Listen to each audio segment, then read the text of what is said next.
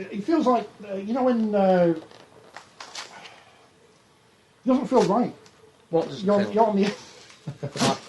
You're in the scoey chair. I'm a rose between two thorns. That's true. Yeah. Thank you. Oh. We swapped the Tunnocks biscuits lovely, thank for what is it? We're sponsored by Magnum today. A double Star Chaser chocolate caramel and popcorn flavour ice cream. Right, I'm going to find a way of shutting up very quickly. This will be a very silent 5 minutes. It was great. Thank you. Good. Welcome to the product. This is actually one where I know people are waiting for us to start, and we've started now. There's actually no news. I don't think there's anything that's happened in the world of rugby, apart from on-the-field stuff. I mean, well done to the people who have to fill in the 30-odd bits of the League Express that are not match reports, because nothing has happened, not that I can think of. There's an exclusive at 7 o'clock. Oh, is there? Mm-hmm. Oh, we've got an exclusive at 7 o'clock. Well, it's under embargo till 7 o'clock. Oh, so everything else will be tweeting it as well. Yeah. There was Josh Maguire, wasn't there? Which we kind of, it was hinted at last week. And he's got this big ban. Do we know if he's appealing yet? Because there's no real point talking about it unless he appeals. Because we could do a video here and we'll say, oh, he's got a 12-game ban and blah, blah, blah, blah, blah. But then if he appeals and it goes to 0, because it could do, then we'll look like fools. But I don't think he will, because I don't think he'll get the support of his club. They have been extremely keen not to jump on either side of that argument since the verdict was announced. I think Darryl Powell was put to him in the press conference. He just straight batted it away. I think Warrington know that if it is upheld, then they are in a place for serious professional misconduct being used to terminate the contract. So I suspect that because the case notes were made public, and although some of it was redacted, it will be. I think it will be very difficult for him to appeal it, because they said that his evidence was poor as well as whatever the charge was. So it was pretty flimsy, wasn't it? But and it's what I said last week, that it would have been one or the other. He's either not guilty and gets nothing, or he's guilty and gets whacked. Yeah. But I thought the press release showed, I don't know if it was enlightening for people that are not been party to those processes before, but it shows the thorough process that is undergone in those circumstances, and it's very much like a trial. You've got a judge and you've got representation from the RFL sort of putting the case forward and the burden of proof, etc. Witnesses are called and all that sort of stuff. So, well, the other interesting trial this week was French referee Laurent Abrial after the Wheelchair World Cup. And just to reinforce what you were saying about it being independent, great to see Uriah Rennie on the panel that decided.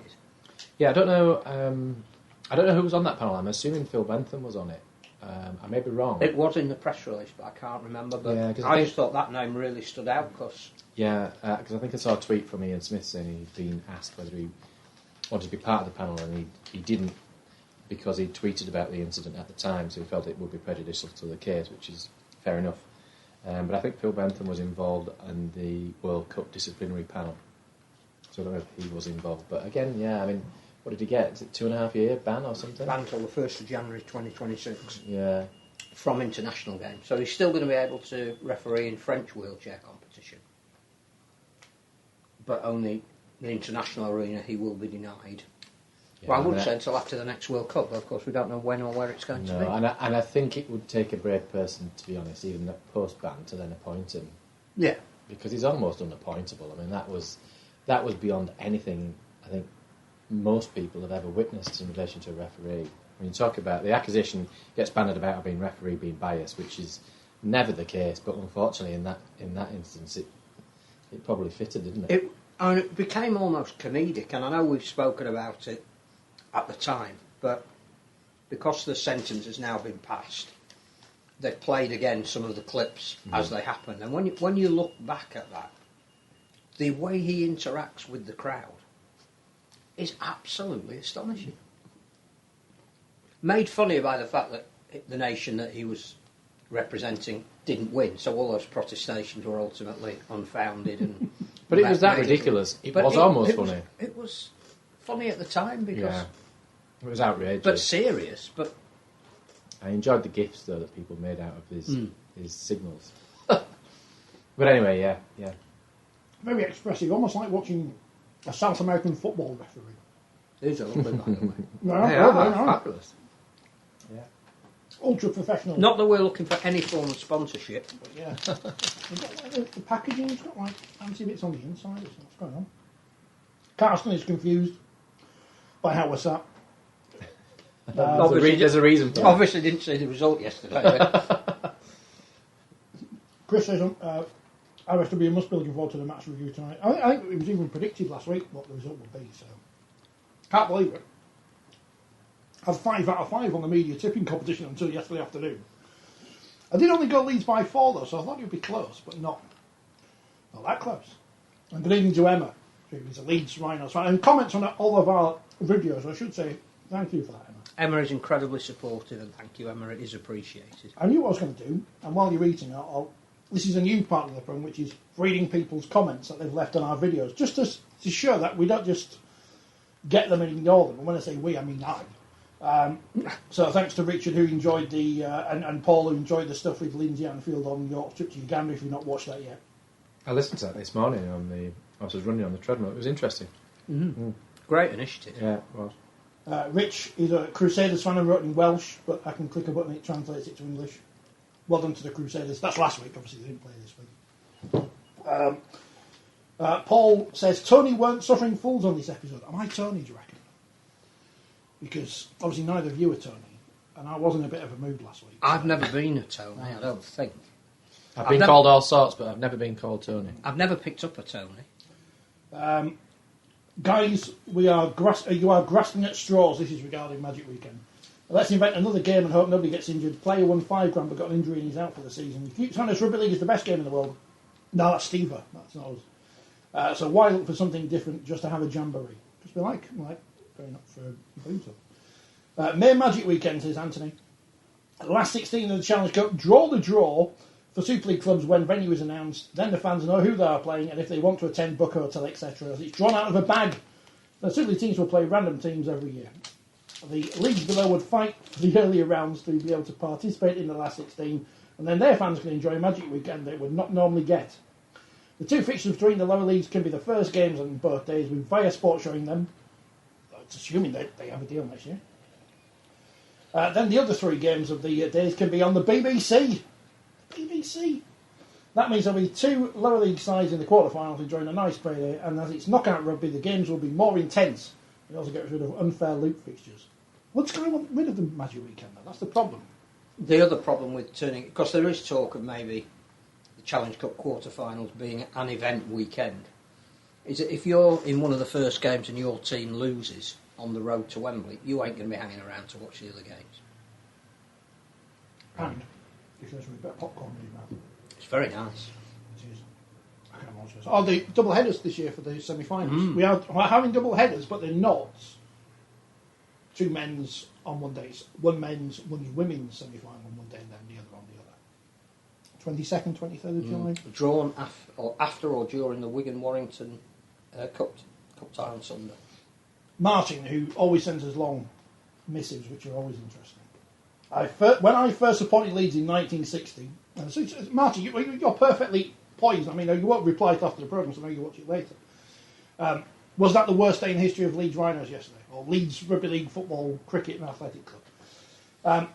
Also supporting Leeds United was a contradiction in terms. It was like supporting Leeds and Wigan, or even worse, our biggest rivals, Wakefield, because of course in the 60s, Wakefield were good. We hated them. We both played on Saturday afternoons, and in those days when we were at home, we were playing against Leeds United for the attendance figure. I always had our attendance in my head at school on Monday for the putting down of the small minority of Leeds United supporters. We won that 1960-61 season when Leeds United averaged 13,000. They're the biggest team in the world, aren't they, I thought? Mid-table in Division 2. I can't confirm our figure, but I think it was around 16,000 in that championship winning season. Things reversed in later seasons, however. I still have no love for Leeds United, which is like most Leeds United supporters, Martin. JJB's pan-Leeds enthusiasm is not for me. Respect for Hunslet, and I wish there were competitive Leeds derbies again, but Leeds United, no. Very anti-Leeds. Thank you for all our comments. Leeds. Leeds. So that was... thank you for your comments. Did anything else happen last week then, apart from... Well, I think what most people have tuned in for is our analysis of maybe one, possibly two. Wigan versus Saints. Well, what an interesting weekend when Featherstone lose for the first time and Wakefield win for the first time. We have talked a lot about uncertainty of outcome and how perhaps we're getting there.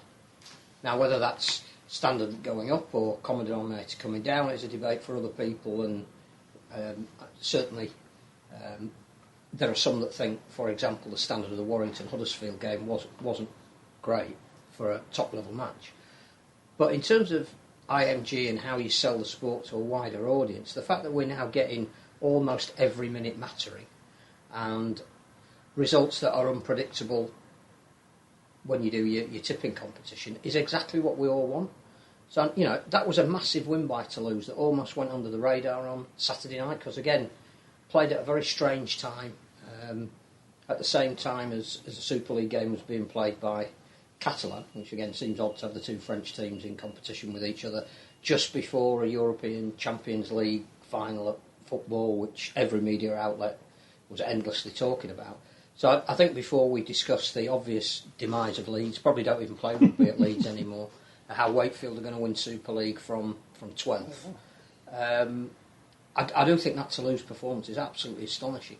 Won't do Featherstone any harm. In fact, it may well be, again, that mid-season jolt where you reset everything and actually you get better on the back of that because you've settled into, we just need to turn up and we'll win. But I do think that I wasn't there. I don't know who the great players were for Toulouse. That looked like a fantastic result for the Championship and for Toulouse. Yeah, because it was only last week we were sort of saying they almost look... they're going to go through this season unbeaten, which takes a special side to do that, doesn't it? I think to have that consistency of performance week in, week out. I think they had an injury to one of their key players fairly early on, Featherstone, which perhaps won't have helped them. But as you say, tremendous win for Toulouse, particularly given their away record this year, which has not been great, has it? No. They brought the weather with them, though, didn't they? So that probably helped Toulouse. But I think Toulouse have had quite a number of changes to their squad from last year. Yes. And so you do wonder whether they're starting to find their feet a little bit. And that'll give them the confidence that they probably need, particularly on their away games. So yeah, it'll be an interesting run-in now. I'm not suggesting that that Featherstone will fall away unless something really has drastic gone on behind the scenes. But it might make it a little bit more competitive than people perhaps had envisaged. In a one-off game, could Sheffield beat them? Could Batley beat them? Imagine that the assistant coach of Castleford Tigers wins the £1 million game for Batley against Featherstone. That'd be not hilarious, obviously. But obviously Sheffield lost last week to Whitehaven, didn't they? Yep. I think it was last week at home, and Whitehaven had a good result at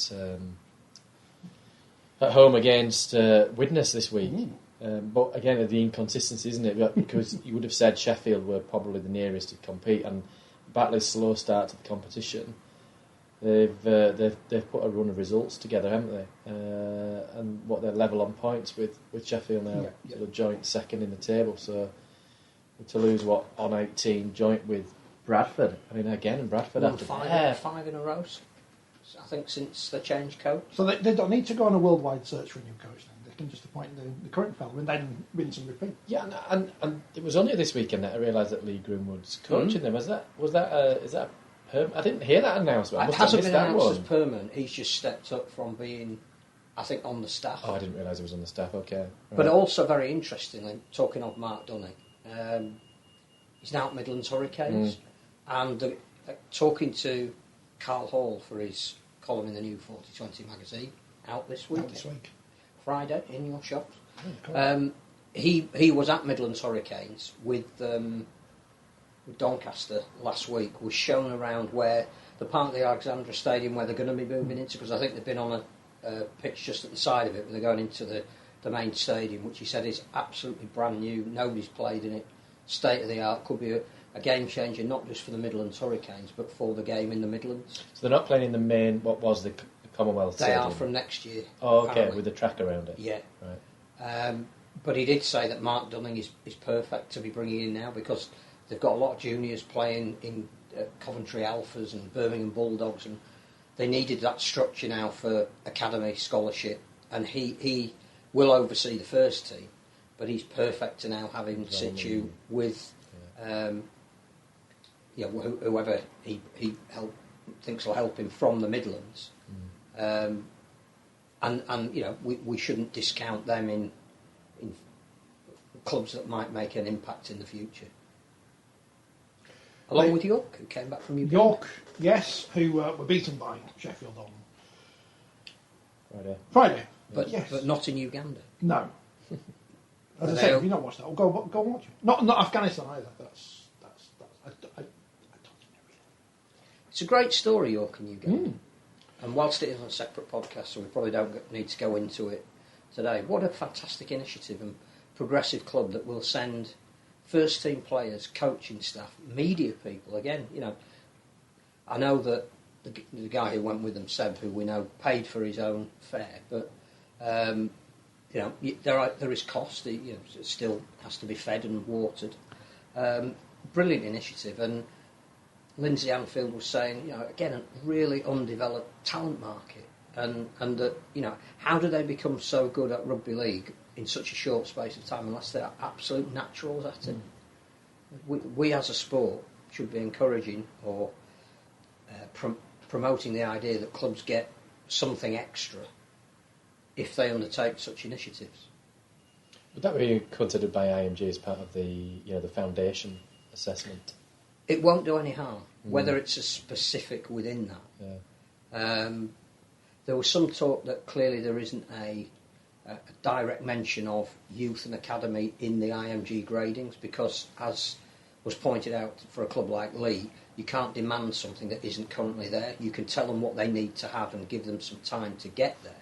But it'd be very unfair to turn around to Lee and say, we're going to dock you points because you haven't got a reserve grade or academy when they haven't been given the...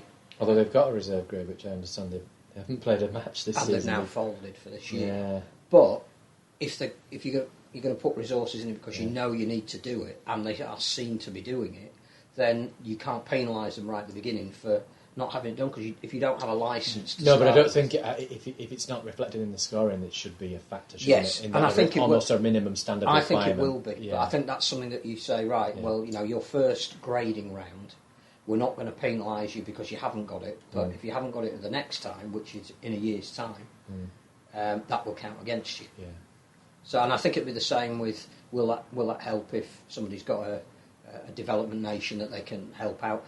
Probably won't be specific in that to start with, but then if enough people start to see that there's a benefit in it and there is something given back for doing it, and your foundation score might go up to the full 1.5 or whatever it might be, whereas you'd only have been 1 if you hadn't done it, then yes. But interestingly, they're not the only club, are they, York, with links to African nations? Is it Salford? Holland, Nigeria, Salford, Ghana, Leeds and Kenya. Yeah. Which is great. But there's European nations that it would be worth developing and helping and linking with. And people should be encouraged to do it. Yeah. She found a new Holly Mae Donna out there. That's what she said. Next, so. More on the Women's Super League to come. Especially because, as Tony's pointing out, I'm assuming he was at Lee yesterday. He said, good to see Danica there. Guest of honour. Did she have a bucket hat on? That's how she got invited in the first place. 1,201 there. 898 at Saints Wigan too. And a decent viewing figures on the Sportsman, it looked like, as well. So, talk more about that in a bit. As we're talking about the championship, let's go through that first. Barrow beat Keighley 18-16. Another defeat for Keighley there. Keighley now getting dragged into a relegation. Yeah. It's tight toward the bottom. I was looking at that. Yeah, I mean, apart from Newcastle, who are on 3 points, rooted to the bottom, it's going to be a battle then with Swinton, Barrow, York, Keighley, and even Whitehaven. They're all sort of between 8 and 10 points. It's very tight, that table, isn't it? Really. Very. Bradford, as we mentioned, beat London 32-16. First 18 to lose 36. Batley winning at Newcastle 26-12. Sheffield winning 40 points to 10 over York. Halifax 46-8 winners at Swinton, which was 8-all at half-time, so it must have been a great second-half performance from the Panthers. And Whitehaven beating Widnes 36-12 in League One. Cornwall scored a try, and they were level for a time against Dewsbury, but they ran away with things late on, 30 points to 6. Doncaster beat Rochdale 42-20, and Oldham smashed the Scholars 62-14 on Saturday afternoon. Patrick Alban's 2,000 try or something. It can't be 2,000 try, what was it? 200 try. 2 millionth try. 2 millionth try. Since Super League started.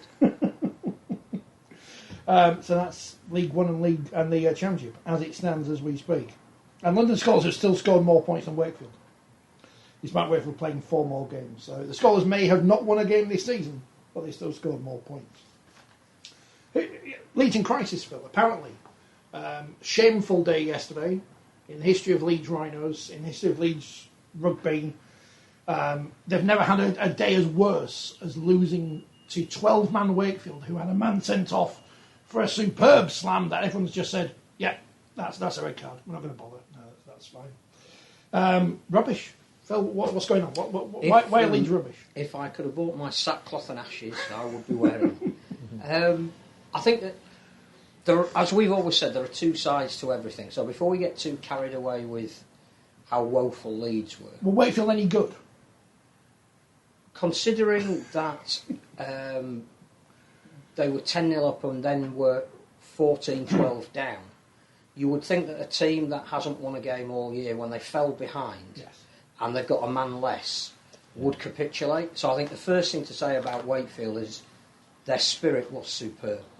I was listening on the radio, and that was my concern. I was for Wakefield when I heard that they'd got themselves back into the game, albeit they had a couple of missed opportunities, Leeds, didn't they, early on? And I thought, oh, here we go. Yeah.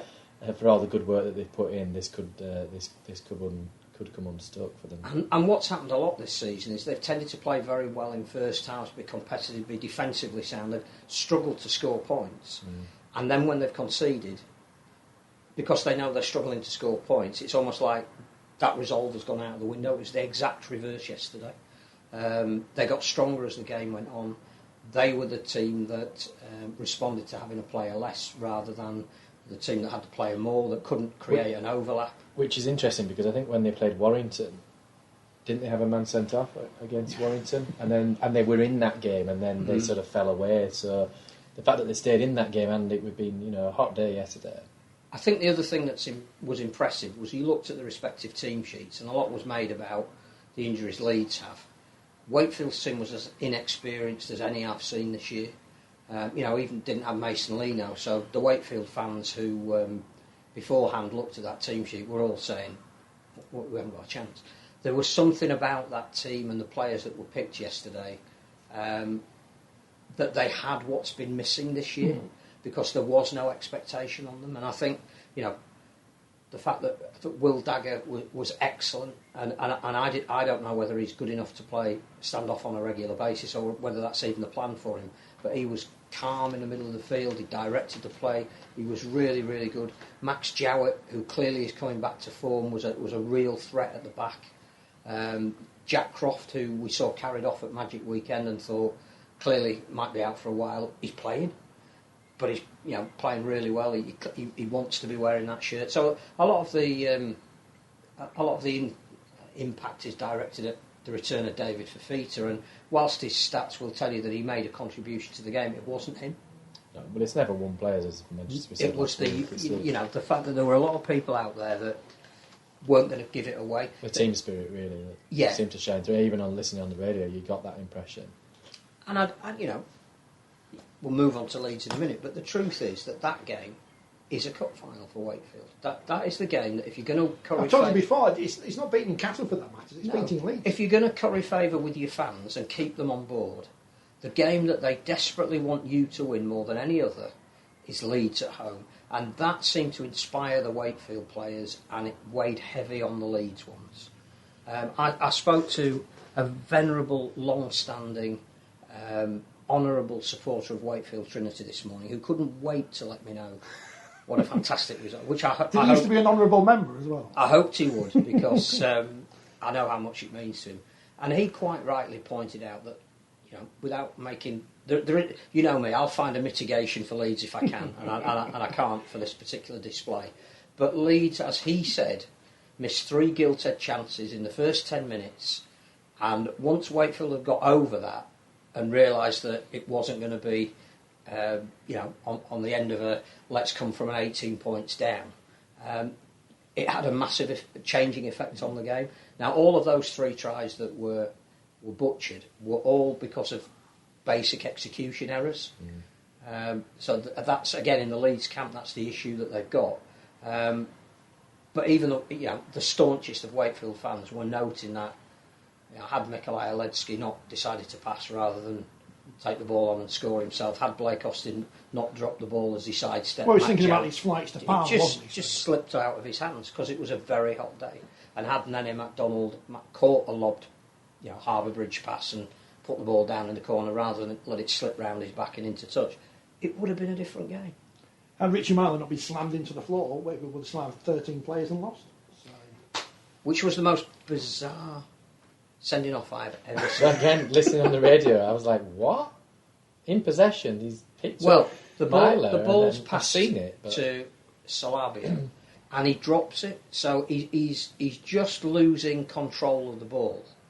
And as he's losing control of the ball, because Myler's coming in to tackle him, instead of picking up the ball or falling on the ball, he's picked up Myler and then turned him on his head. The heat and fatigue or whatever it might be, it makes you do strange things, but Aaron Moore was just put in a position where he goes like, it's just the easiest sending off you've ever seen. And when a home player gets sent off, all of the crowd go mad. Boom! Nobody went anything other than, I don't think we could defend that one. No.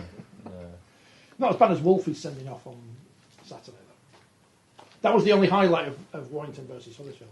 I think the other thing about Leeds is that, as you say, everybody's been saying that clearly it's a turning point of the season.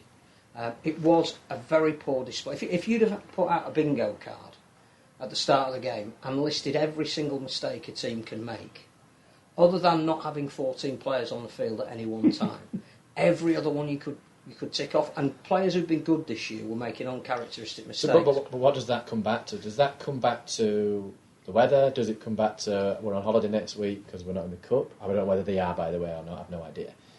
Is it an attitude thing? Is it the way that they're coached, in that they're quite an unstructured side, and so? I was thinking about that because clearly social media was awash with that's it for Owen Smith now. But the thing is, Rhys Martin has arguably been Leeds' best player this year. Twice he made an error from a kick-off. Once at the start of the second half, where it was drilled at him and he dropped it. And then after Leeds had conceded a penalty, where he let the ball bounce in front of him and it went into touch. Now, both of those are completely uncharacteristic. Nothing that the coach but they're not can be blamed Smith's for. Fault, is it? No. Isn't it? Not anything to do with structure. It was one of those days where there was a collective malaise. And I think it's possibly down to the fact that unless you realise how important it is for the opposition, you perhaps are not underprepared, but you're not doing the hardest of hard yards because you don't think you're going to have to. And the ease with which Blake Austin scored to put Leeds ahead, you would think, well, all you need to do is play that kind of rugby. Get to the end of They never got to the end of a set in the second half, which again is not a coaching thing. But go back a few weeks when they played Wigan at DW, and that first half performance was, without seeing yesterday's game, it sounds almost on par. They couldn't do anything right. No. They couldn't catch, they couldn't pass, they couldn't complete sets. And then they came out in the second half and played a completely different game. I think they had a man sent off in that game, didn't they? And so they should have really asked Aaron Moore to find somebody to send off. Well, they did sin bin Ash Hanley, and it wasn't in the disciplinary. I think that wasn't it a professional foul. I'm assuming. I was only what I was listening to on the radio. That's I think it was just a collision. There was a kick through to the line for a try, and Hanley came across because he was playing fullback to cover it, and there was a collision between the players. So it was a penalty. I think Aaron Moore deemed, because it was close to his own line, that clearly it was more preventing a try scoring opportunity. That's why it would have been in. Or it should have been in the minutes, but it should have been in just as a professional foul. But I think the other thing, from a Leeds point of view. Just to keep the comments coming in, because everybody going, rubbish, get rid of the coach, get rid of all the players. Before you carry on, but going back to that Wigan game, everybody by half time was like, get rid of Rowan Smith. Yeah, and by the end of that game, 40 minutes Give him later, an everybody's like, iPad. and so this is what I mean. You need to make your mind up whether you do or and you I don't. also think where Leeds are in their retain recruitment, what they're going to look like over the next 3 or 4 years, bearing in mind they just re-signed Jack Sinfield, and one of the things he said was, Rowan's been really good helping me develop my game. You've got to decide what you want and not look at maybe a couple of results. And on results, I looked at the comparative league table to last year. Leeds are 1 point and 2 league places better than they were at round 15 last year. In round 16 they lost at St Helens quite heavily, and then they went on a ridiculous run where they overachieved towards the end of the season by getting to a grand final. So Leeds and Huddersfield, which is the next game, looks really interesting because one of those clubs' seasons ends virtually. Quite probably. That's interesting that you've said that, though, because I don't think... I wouldn't have realised that, and clearly I knew that they'd gone on a run towards the end of last year, and in some ways that's put pressure on them for this season, hasn't it, in doing so. And in some ways it would have been better that they'd finished at a mid-table, because the fall's not as bad, but I mean, some Leeds fans are sort of saying, well, what happened towards the end of last year masked the problem, but I'm not sure it's as simple as that.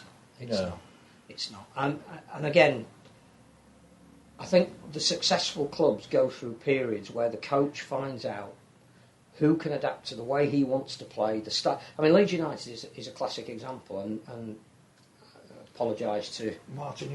He'll turn off at this point. Well, no, they allowed a manager to stay in post whilst the transfer window was operative in January. So the manager bought the players, or advised that these were the players he wanted, to play a certain style of rugby. And then they sacked him at the end of the transfer window. What a surprise, they'd end up getting relegated. Yeah. So I think it may well be that by the time people listen to this, the statements come out and we wish Rome well. I don't see it that way. I think if you're building something, it's times like this that you have to stick by it. Like what you want to be in 4, 5, 6 months' time. Well, and interestingly, if you compare his record, win record versus, say, Brian McDermott, it won't be vastly different because Brian McDermott wasn't universally popular amongst the Rhinos fans, was he? And won things from seasons where they were going nowhere. At the right time, they galvanised. The players that they needed out there got fit, made a real contribution, and suddenly it's like, I don't know why, because I've never been involved in professional sport.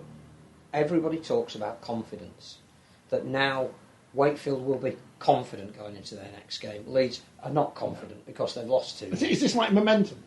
It is, but confidence is one of these things that can come and go fleetingly.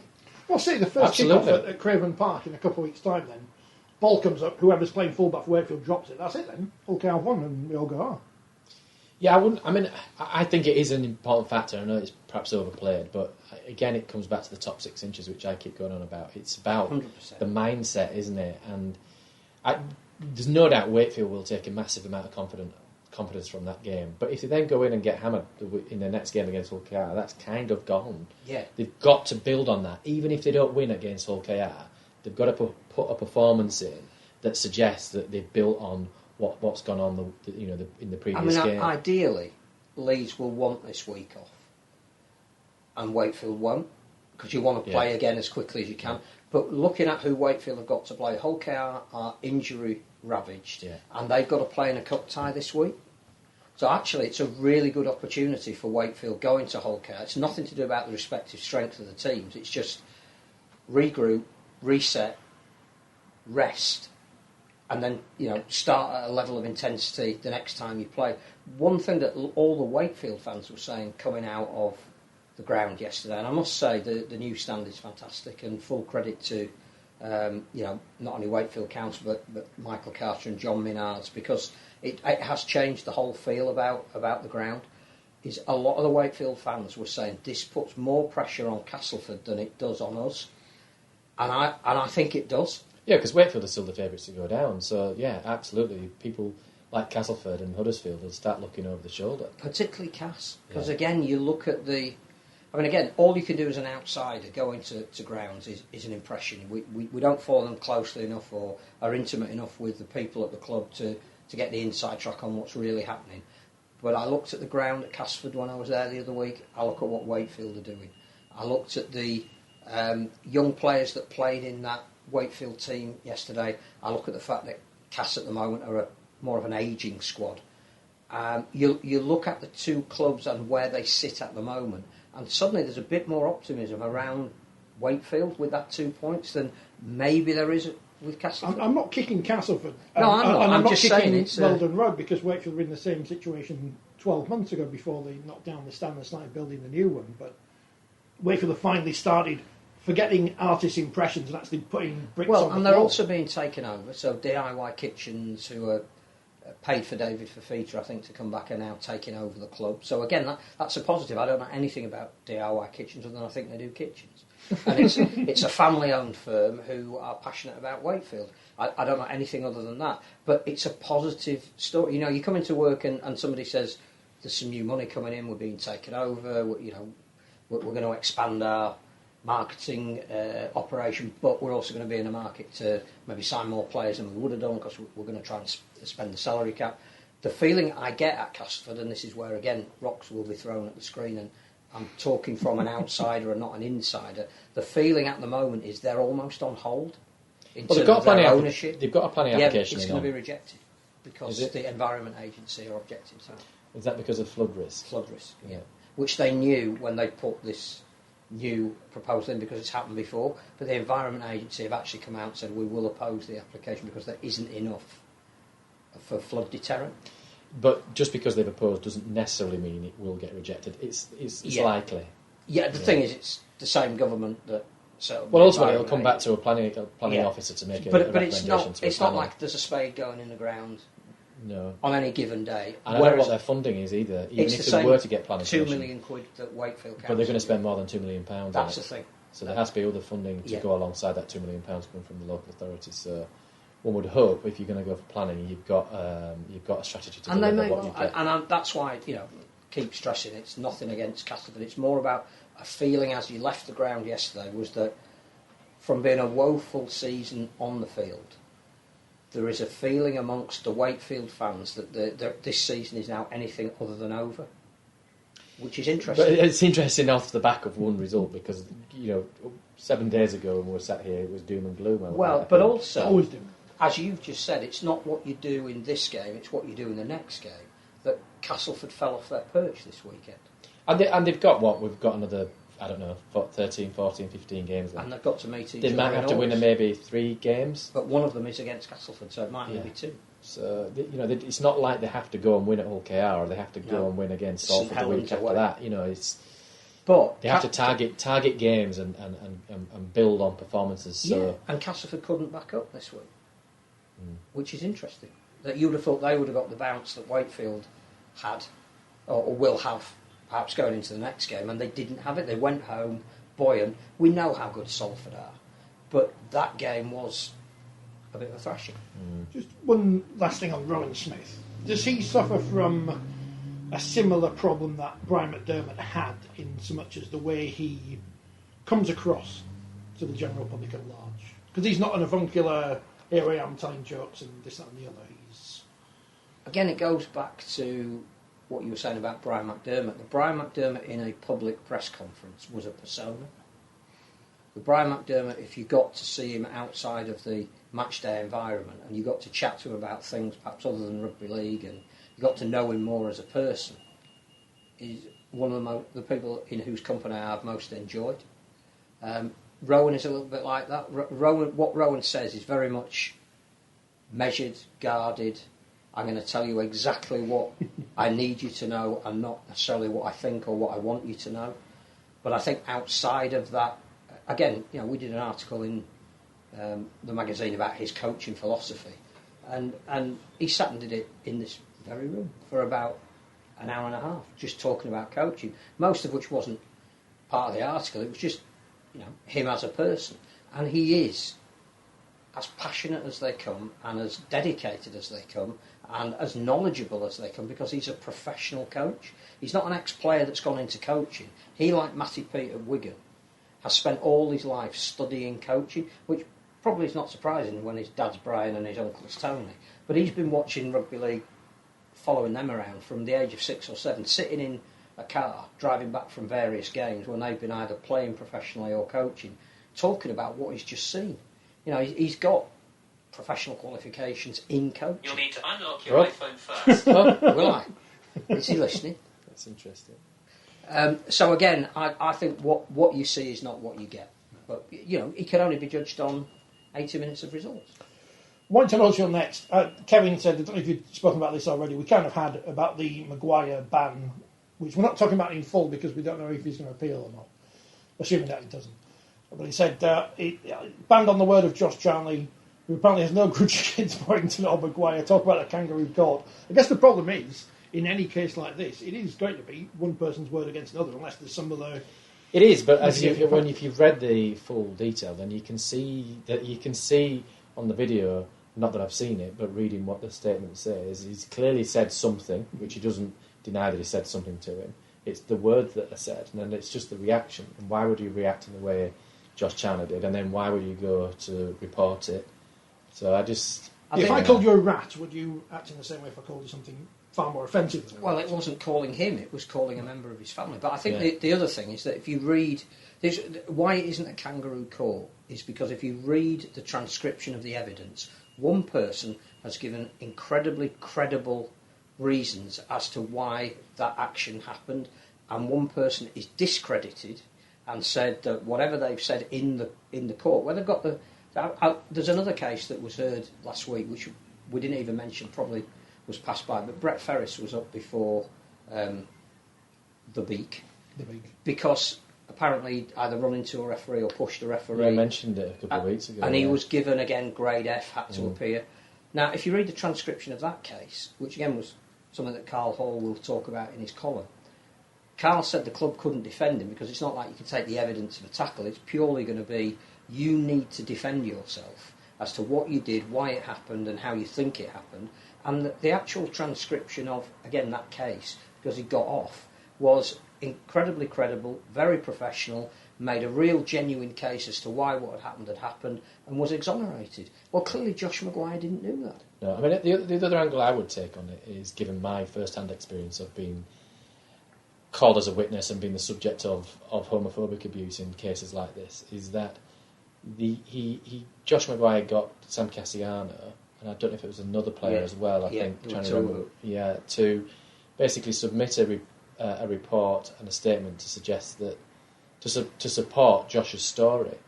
Now, if he's found guilty, the presumption is that what Sam was saying was incorrect. Well, I think it was more that they were too far away to have witnessed what was actually said. So they've gone and said, oh yeah, nothing was said, and then they've looked at the video and went, but you know, we're near the incident, so how do you know what was said? Yeah. I just know from my personal experience that I know when I was involved in a particular incident, that person and that club lied about the incident, and they got their staff to lie about the incident to try and defeat my word against that person's word, and it wasn't on audio, so it then became... It wasn't just me, by the way, I had my team of officials with me, luckily, so I had witnesses to it, but that's the nature of it, that it ends up being that. Just because it's one person's word against the other, it doesn't make it a kangaroo court.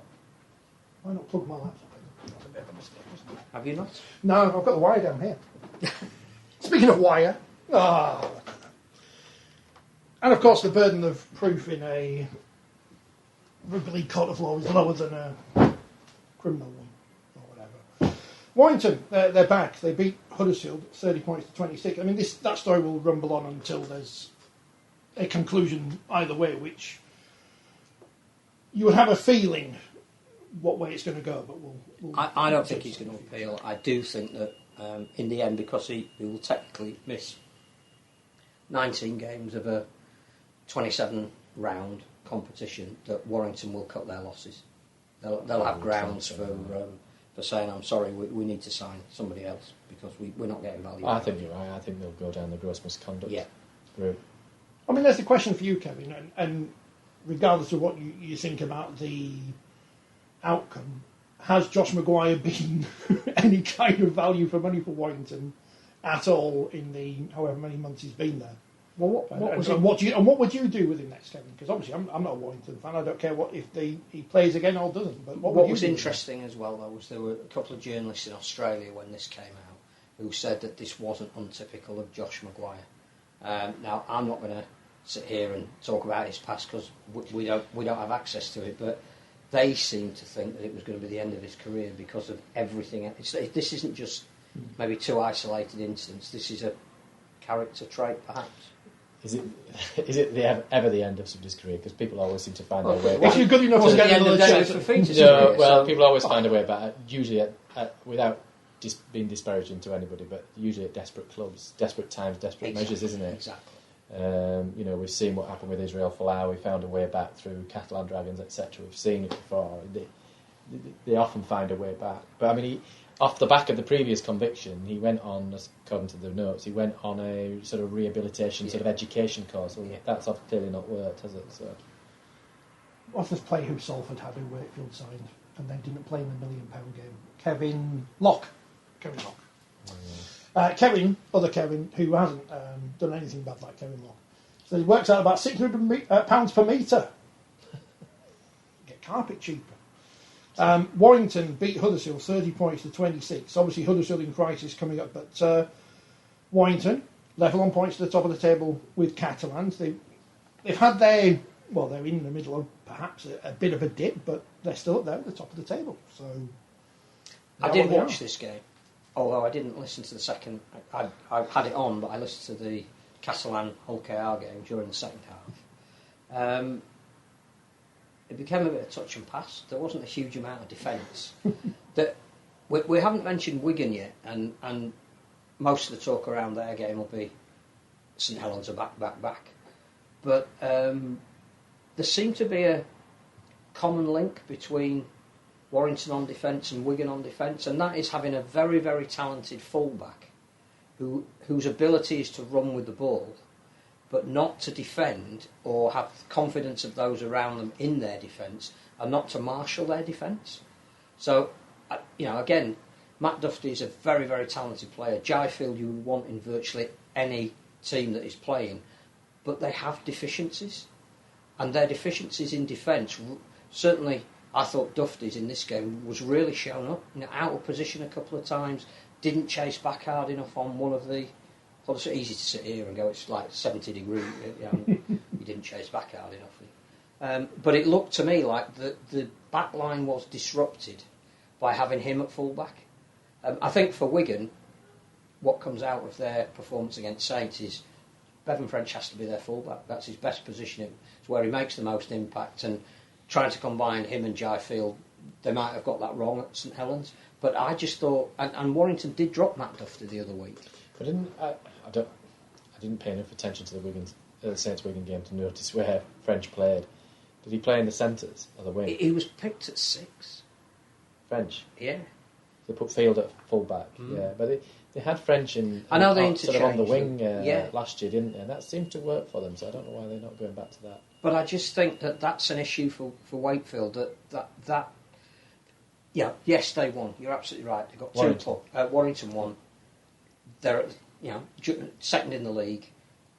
Clearly, that's not anything to be particularly worried about. But Darryl Powell looked incredibly frustrated that, having been so dominant, that they were hanging on at the end. I think he will be worried for the same reason, which is what you're alluding to, in that the performances are not good enough. They're not really. Well, whilst they are second in the table, that relieves the pressure to some degree. But actually, if they're serious about winning something, they can't win anything with performances like that, and they'll know that.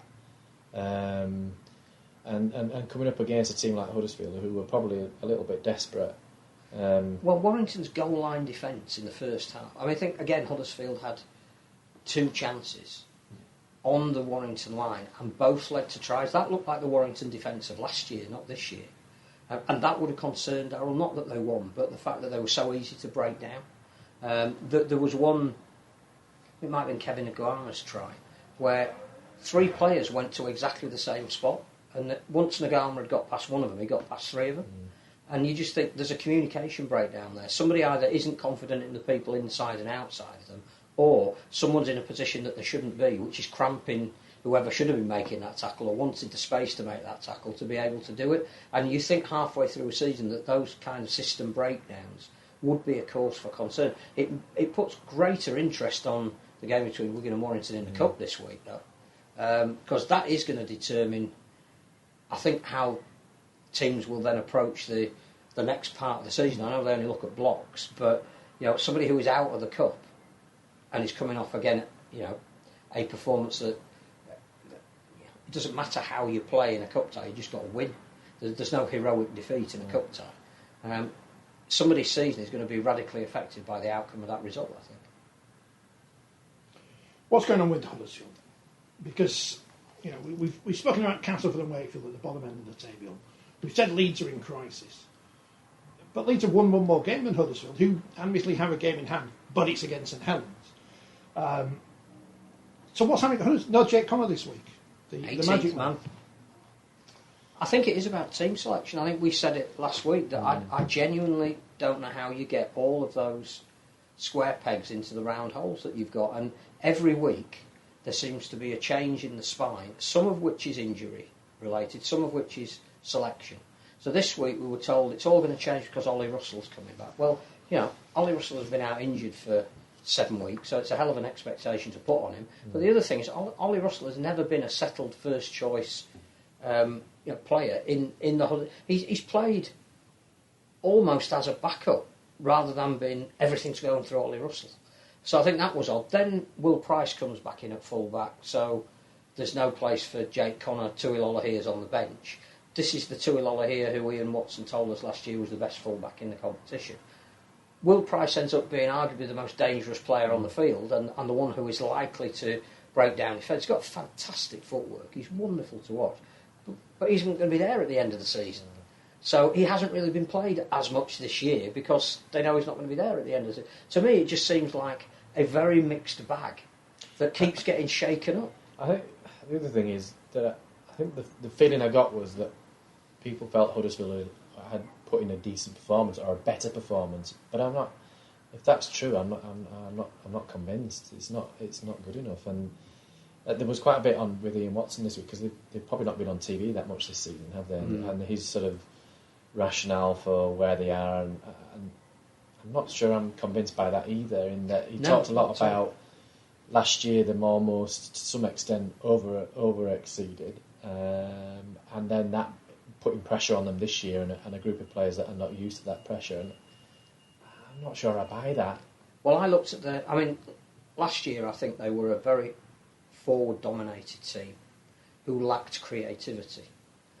This year that forward dominance has gone. So it doesn't matter that they brought in another creative player in Jake Connor. It's like the platform that you built that on, that solidity of your pack. But I don't think the squad has changed that much in that regard. And that's where I think you wonder what isn't... Chris McQueen was scoring tries for fun. He was playing on the edge. He was tremendous fantastic last year. He really was. Dream teamer, man of the match in the cup final. It's not a reflection of how he's playing. I'm just pointing out that he isn't having that influence.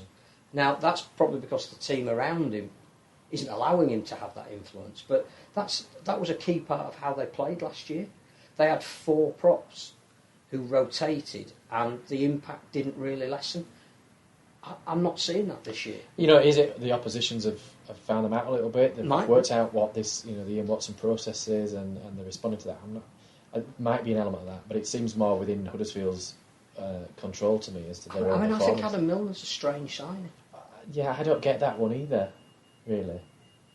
I think Adam Milner's a fine player with a brilliant record, but I'm not sure Adam Milner's the kind of player that is going to and a mid-season signing. Which has meant Adam O'Brien has now gone to Halifax. It almost seemed that he was... It's almost like changing. If you constantly change, is Ian Watson becoming the Tinker Man? But where squads have thin squads like Salford and you get decimated by injuries, you can understand mid-season signings because they're low on numbers and they need numbers and they need some experience. But I don't necessarily get that with Huddersfield. That's not no disrespect to Adam Milner at all. Not at all. But I just don't get where you've got a large squad with some, in my opinion, some experienced players in there that I'm not sure why you then need to sign Adam somebody Milner as well. brings you anything that's any different from what Adam O'Brien brings you. in terms of the style of player and what they do. It's high work rate, it's big tackles. But if you were bringing in Adam Milner because he had the best offload game, or if you were bringing him in because, I don't know, clearly he made 30% more tackles than anybody else who you've got in your team, I get it. But he doesn't, because the work ethic that they've got is what they had their success on last year. They've lost that work. Now, whether they think bringing in Adam Milner in is going to reinvigorate that kind of thing, I'm not sure. But I think Ian Watson's, and I like him as a coach, I just think that his explanations are starting to sound a little bit thin when he's interviewed post-match. We know what we need to do, we're getting there.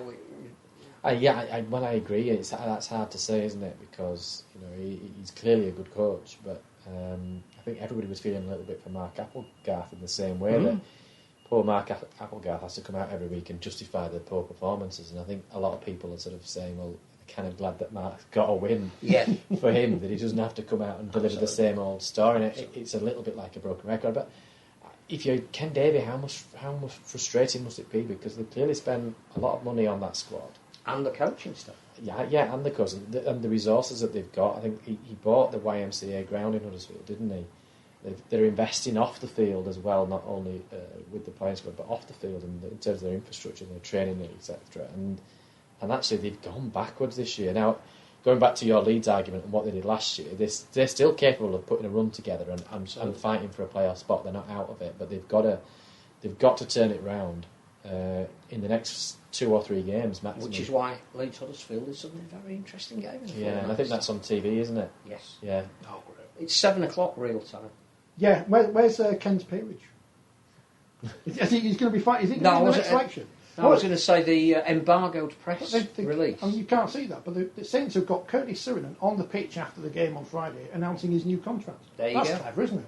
Curtis Sirinen has extended his contract to St. Helens. And the other news is we're back up to number 3 in Mexico. Was that the news? I mean, no. But it's like this morning. Breaking transfer news. Andy Swift's off the Huddersfield. And again, no disrespect to Sirinen, but I mean, I was expecting something big by the build-up. Isn't there another Sirinen coming over? I don't know why all the Sirinen. Was it clickbait? The signing, yeah, it sounds like it. No, it's just signing. The news of signings just does not interest me. No, really, and re-signings are below signings. Yeah. Unless it's like a major, like when Toronto signed Sonny Bill Williams or something, when it's a headline-grabbing signing. But that's not to say he's not a good player and he's not been great for St. Helens. But it only tends to interest the clubs that they're signing for, doesn't it? I think it's big for the Super League because he has been a standout player and he was in demand in the NRL, and Saints have found a way of keeping him both financially and tying him to this side of the world. So in terms of it's stopping the brain drain, we announced the extra marquee player this week, didn't we? And it may well be that, for all I know, because they've got a player who is on marquee, who's federation trained, that releases them to play a bit more for Curtis and his stay. He's integral to the way they play at the moment. Are we going to sign all the players from London Irish and Wasps though, and make them market? Even though I've not heard of any of them. I wouldn't know who they were, but it wouldn't be a bad foray into that market. The Curtis Sirinen though leads us into how well St Helens have played in the last 2 weeks. I was going to leave them to last because otherwise we've got to talk about all the other games. But St Helens are good now, aren't they? As you said, they are back, and I've been saying for weeks they're going to win the grand final, and now they're in 5th, level on points with Wigan, with a game in hand. So with a game in hand, they are only 2 points behind Lee and Salford, the surprise league leaders, before everyone else played, so it doesn't count this weekend. So, are Saints back? I mean, Kevin's depressed. He's a Warrington fan. He says, I know why we're top, but we've got no chance of winning anything. Phil asked the question here. I wonder why Watto's style of players changed. Salford were good to watch while he was here. I think he has a philosophy, and it is based around wearing teams down and not conceding points, and then late on in a game playing the flamboyant rugby that you've earned the right to play. Is it the influence of Paul Rowley? No, I think he might have got players at Salford who like moving the ball, whereas he's building players at Huddersfield that are difficult to beat. And the trouble is when you're not difficult to beat, like, what's plan B? Yeah. St Helens are back then. Jack Welsby's back. He's the best player in the world, and he's a bad one, isn't he? Because there's no reason for him to kick the ball into the Wigan fans. I know the Wigan fans shouldn't have thrown stuff at him. He didn't need to do that either. It'd be great to get your thoughts. I don't condone players shouting in the face of others when they've done something to prevent them from scoring. But that was one hell of a tackle to push Basmiski into touch. And whilst I think it was the emotion of the moment, and genuinely Rugby League is not about perhaps making it into that personal duel. And to be credit Miski didn't rise to it. He could have got up and carried on. I almost felt that was justified because it was such a good tackle and such an important tackle. And then his couple of cut-out passes to put his winger in. Absolutely, that isn't just raw talent. That is hours and hours and hours of practicing that move on the training field. He was sensational. Yeah, and listening to him at the end of the game on the touch screen where they talked through some of the incidents from the game. His knowledge of the game and his understanding is far greater than his probably his years, isn't it? Yeah. And that's the beauty of rugby league. It's not just defence or it's not just attack, and he was able to demonstrate both there, wasn't he, in that game? He's a tremendous talent, but unbelievable. To some degree, as it's been seen in other incidents, he has to sort of control it. But I think you're right, where you're putting a massive tackle at. I didn't necessarily see it as being antagonising to Miski. No, it was just almost saying to his own players, "Look what we've done here."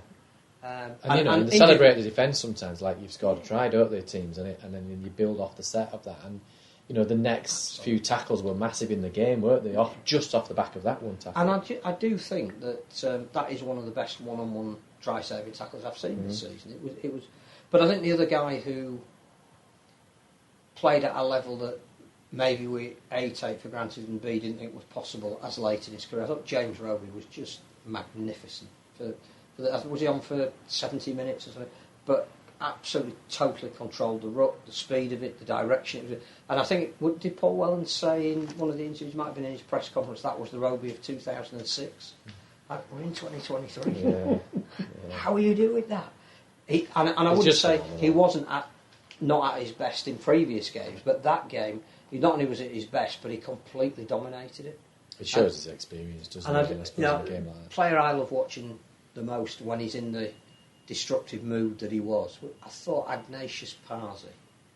I would pay money to watch a display like that. Because not only was he running and you're going, I'm going in the other direction, you go wherever you want. The ability for the late offload, just a joy to watch. He was fantastic.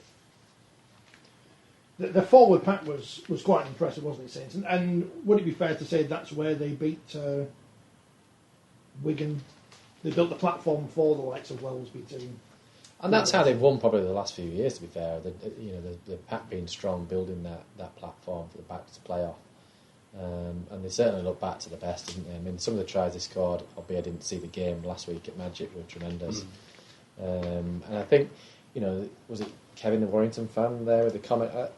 To some degree, going back to Warrington, they're a victim of their own success early on in this season by raising expectations beyond anybody's imagination. Well, you don't go from bottom to top. There has to be a progression. So if you suddenly end up top, you are going to regress to the mean. If you almost take a step back and think, well, how did Warrington perform last year and where are they now at the moment? Well, actually, they're second in the table. Yeah. So let's just, if you're a Warrington fan, just chill out a little bit. I accept that at the moment, you'd have to say that based on performances, that they don't seem to have that killer instinct that you probably need, and and clearly Saints with their record over the last 4 years have that, and their performances are certainly getting back to where they've been, and they're certainly building even at this stage halfway through the year towards the end, aren't they? Well, as you said, no team is down to one person, but I thought Josh Drinkwater and George Williams have been a wonderful combination this year. Suddenly Drinkwater isn't there, and there's too much on Williams, and not only is he doing the kicking game, but he's got to organise the running game, and Warrington looked two-dimensional instead of three-dimensional, if that's a fair comment. Whereas Saints have managed their period of injuries and people playing in high-profile games early in the season. They're now all fit. They're now actually leaving people out, and you're thinking they ain't going to get any worse from here. I think one of the intriguing things is that St Helens are in 5th. And actually, you're thinking, well, if they're grand final favourites, because you keep saying they're going to win the grand final, then who's going to compete with them? Because you've got Catalan who are top, and then you've got Warrington who are second, which people are saying, well, they're not going to win anything. So Wigan in the last couple of weeks, their performances have been off the mark. Interesting about people now starting to criticise the Wigan forwards, because again, as you said, their whole ethos is based around an intimidating pack. Not just that, the speed in which St Helens plays is one of their biggest attributes. But Wigan didn't look like they could stand up to them. When Saints were on a roll, it was like, they're going to go over the top here. Yeah. Whereas Catalan, I think, do have an intimidating pack. I think they play to the line a fair bit. You look at the disciplinary, and there's, I think, 2 Catalan players again have been banned this week. But there's something about the way they're playing at the moment that they're horrible and brilliant at the same time, and I think they've got the ingredients if they keep as many players fit as they can. So maybe rival St Helens this year. I genuinely think that the Dragons have got something. They're not in the cup, so they're going to get a couple of rest weekends where, maybe the teams like Warrington or St Helens or possibly Wigan are going to be playing full pelt.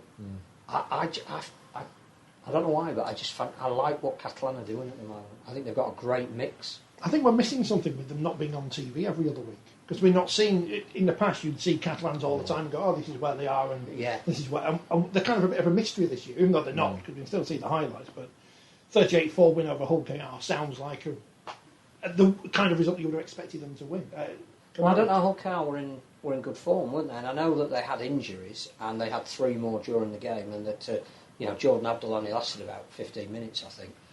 But just the way Catalan went about their business, the word you use is absolutely right, that Warrington don't have at the moment, is a ruthless streak. So if your opposition are down, and your opposition are suddenly suffering with players being taken off, you're ruthless. You score 38 points. They then come out and say, disappointed we conceded 4 late on in the game, and you just go, that's form that if you can keep that going, you then become a real danger in this competition. People, you know what it's like going to Catalan as well, unless you get it absolutely spot on in your preparation. The whole cow went for 4 days. They probably deserved that because of the way they... But again, that's a very different preparation to flying in on the day, playing and flying out. Whatever you do, it's not easy. No, teams have tried it, and teams have tried it in lots of different ways. And in fact, I think, was it St Helens last year that they went... Did they go 3 times last year? I might be mixing it with the year before. Was it Leeds went 3 times? It might have been Leeds, and I think... I was trying. There was a team that went 3 times, and when they went on day trips, it didn't seem to work, I don't think. But there's no easy way to go and play in Catalan and come away with a win, because it's very rare that you go over there and get an easy game. But I think, going back to the competition, people will sort of say, "Oh, well, the standard's not that good," or whatever. Well, in a way, the inconsistencies in the way in which the teams perform almost add something to the competition, because you have that. You're not quite sure who's going to win sometimes, because you're not quite sure which team is going to turn up and perform. So, can you have both? In an ideal world, you do have both. You have the quality and you have the inability to successfully predict the outcome. You're absolutely right, because I think the NRL still has more uncertainty of outcome than we do, but there are some really duff games. There's some boring games. For every great game, or for every 2 great games, there's one that isn't quite so good. And you go back to Huddersfield last year, in that, yes, they were performing better and they were higher in the table, but their style in which they played was a bit dull. Well, same with Wigan. The end of the Sean Wayne era, it was the Wigan fans themselves. Absolutely. They weren't starved of success. No. They were still getting to grand finals, they were winning competitions, they were getting to Wembley. But the fans were saying, it's got to be more than just... Yeah, absolutely. And that's like Classy Cast that we've discussed before. So sometimes it's just not good enough to just win. You have to win in style. So, like, people want to have the cake and eat it, don't they? You can't always have what you want. Well, it's like everybody wants every game to be close, apart from the one that their team plays in, which needs to be 50-0. Yeah. If you have a team that dominates the season like St Helens have done, people say, "Oh, it's not fair. They're far above everyone, and now everyone else is rubbish, and it's not good." Now there's a level where everyone's reaching, or many of the teams reach. Everyone's like, "Why isn't there a dominant team? It's not as good as it used to be." So when Phil Taylor won everything in darts, and then when he stopped winning everything in darts, everyone's like, it's not as good as it used to. And then people will moan that a team wins it from 5th or 6th. Well, that's the competition structure. So it is what it is, and that's what St Helens. If they go on and end up doing that, then they've earned the right to do that. Really, in many ways, 100%. It's the same for any club. Ian Boldsworth, celebrity. Has he written his column? Has he done it? He has. Very good. Very good. What It's if I always missed? good. Are we talking about Saints? We've done it. We said they were great. Wigan in crisis. Listen to the podcast. Oh, Wigan in crisis. I don't know why I decided that they were this Can morning. we answer that when they played Warrington this weekend Yeah, in the Cup? And then they're out of the Cup, and then we can say... Well, if they're out of the Cup, and then I think that how you reshape for the rest of the season is a job that Matty Pete hasn't had to do yet. But he, a bit like, I think, the scrutiny that Ian Watson and Rowan Smith might be under, it's a longer term plan. Don't instantly react. It's just whether they can come back from 2 really heavy defeats where they've been exposed to do enough to beat Warrington in the Cup. 17,000 at the TWS on Friday. Sounded really good.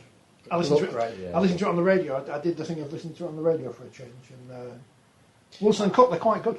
And that's why we introduced the sport to summer, wasn't it? Going back to 1996. No, let's go back to winter. And for all you hate Odsal.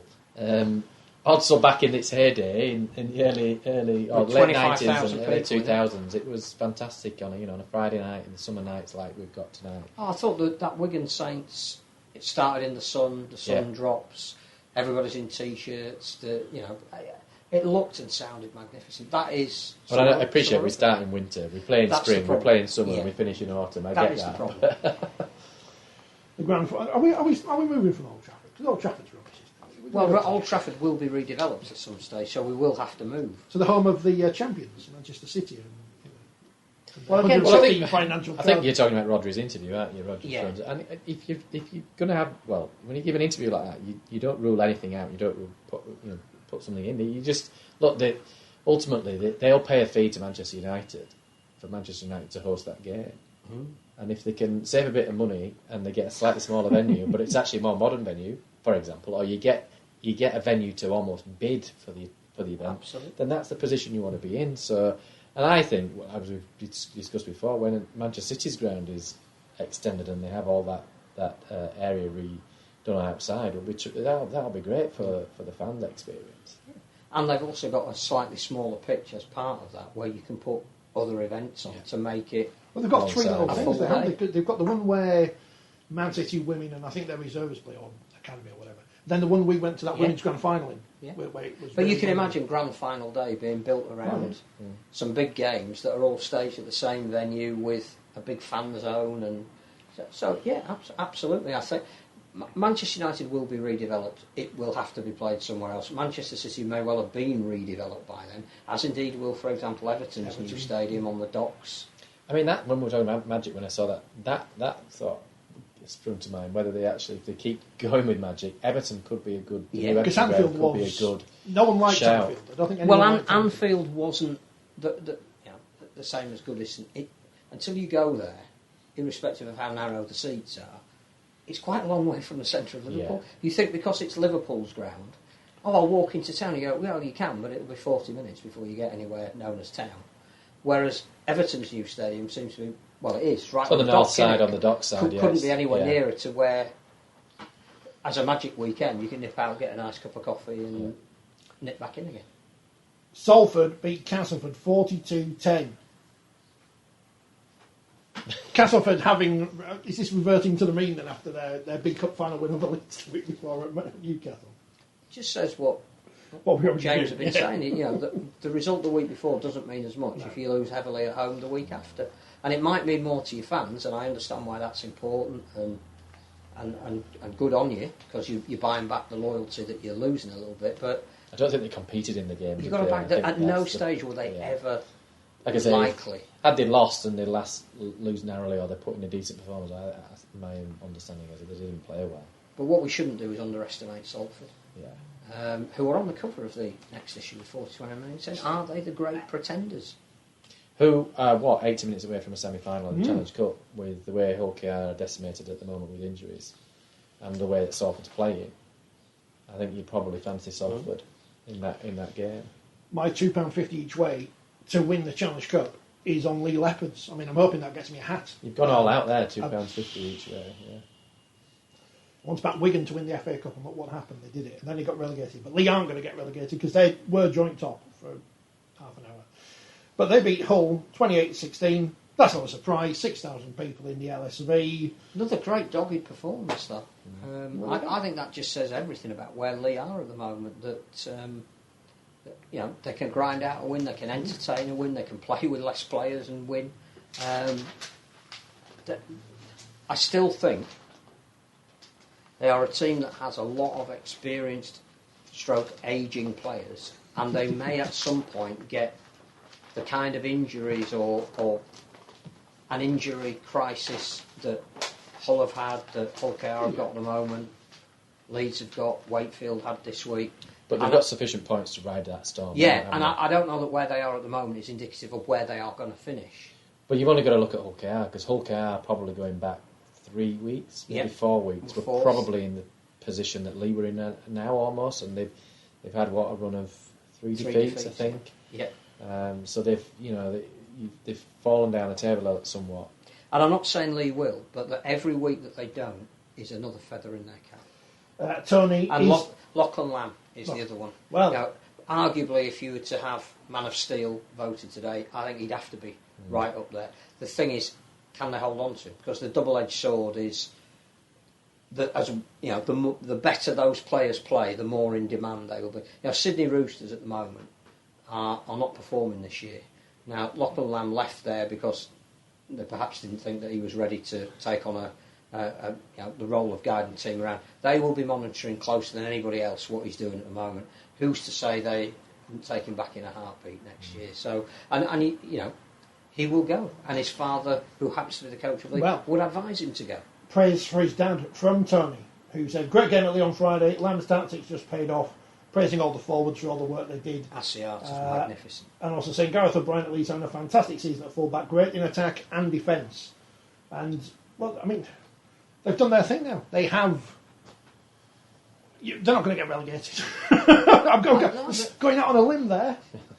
But, You had £2.50 on that as well. Well, Kevin thinks I'm going to get £4 back for me £2.50, so that's good, isn't it? I still think they might end up in the playoffs, which would be phenomenal for a promoted team. Absolutely phenomenal.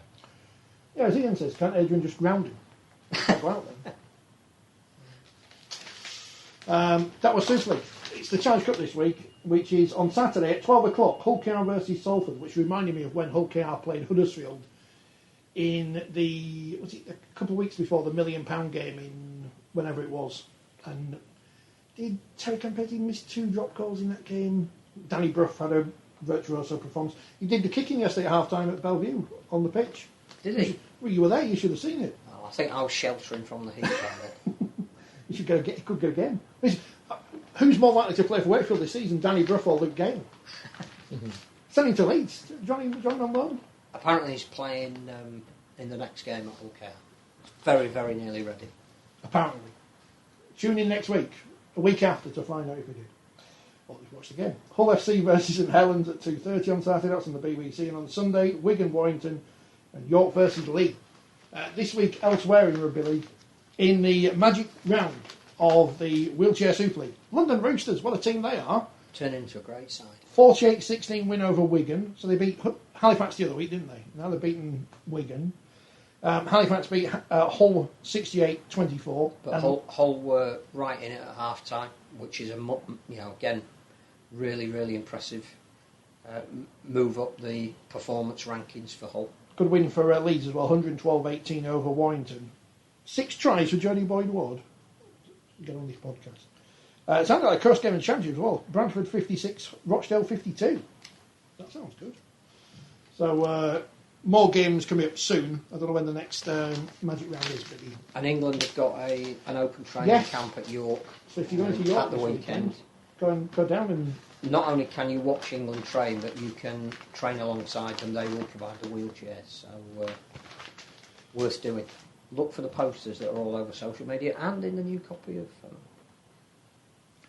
St Helens 26, Wigan 4 in the Women's Super League, which loads of people watched on YouTube. which is a shame we couldn't watch the Magic Weekend in the wheelchair. I only saw a highlight of a try, but it was by from Grace Banks of Wigan. Grace Banks. Yes. And you just thought, wow, that is seriously impressive. Superb try, very impressive. Well, sent to all right, got the job done. That kind of performance without Jodie Cunningham, who was not in the side. Assume she's injured or something, I don't know. Best wishes to Leah Burke, who's obviously one of the stars of Super, got injured in the game. I don't know how bad it was, but I'm sure we'll find out in months' time. So yeah, well done to Saints in that one. Caitlin Beamer's on the commentary. Was it good? Yeah.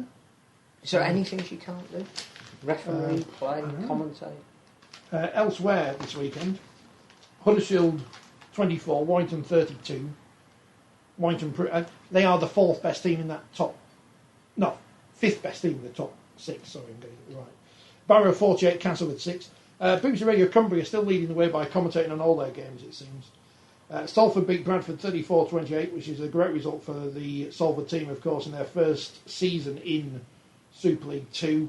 And speaking of great results, Leeds 18, Featherstone 18. So the two teams there who are new to this thing, beating the two teams who were in the grand final in 2017 or whatever it was. So, yeah, it would have been 2017, so it's the same year as Castle and Leeds in the men's game. So, great result for Leeds. And apparently there was loads of people there yesterday as well. So, she drew the half-time raffle. Yeah.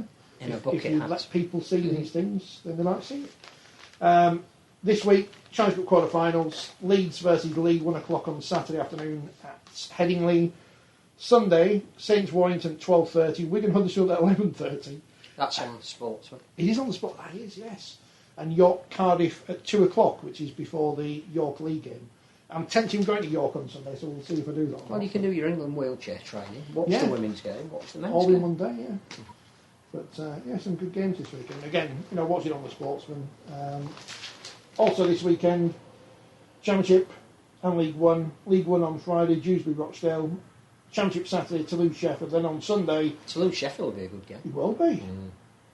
Sunday in the Championship, Barrow Widnes, Bradford Halifax. So that's always tasty, isn't it? Featherstone London, so Fev looking to bounce back. Newcastle Keighley, big game for the Cougars. And Swinton battling in League One, North Wales Midlands. Oldham Doncaster, that's third versus second. And Workington versus London Scholars. So, excitement everywhere. Looking forward to the Challenge Cup. The jewel in the crown. Yeah, back on the BBC. They're important games for the sport generally, aren't they? And I just hope that there's good crowds. Well, because I think they picked the right two games of the four. But I think Hull's revival against the all-conquering St Helens is a storyline there, and then I think the Wigan Warrington game is one I'm really looking forward to on Sunday afternoon. It's too big stadia to fill though in terms of Yeah. the TV coverage. But yeah, you'd hope that people would go and watch it because there should be. They're two good fixtures for the TV, that's for sure. I think that's it, isn't it? I think there's anything else. Well, we finished our ice cream. Yeah, Very kind. I mean, I've got it all over my fingers, which was completely predictable. I mean, that's raised the bar. What we're going to have next week? It's probably raining next week, Yeah, so we'll be back to tunnets. And the magazine's out this week. It should be with subscribers on Thursday and in the shops on Friday. It looks like There's that. a great column about why we should have a Pride Month. It's not saying my column's not about. Yeah, I don't know who wrote that one. Can't wait to see what I've written this month. Next month so far, it's all about slagging off BT. And if you saw their coverage of the Champions League final, I mean, people like to slag off Sky's Rugby League coverage, but dear oh dear, that was dreadful. Advice to the young presenter out there: it's not about you. We shall see you next week. Download the podcast, buy the magazine, enjoy the Rugby League, and read whatever James has written.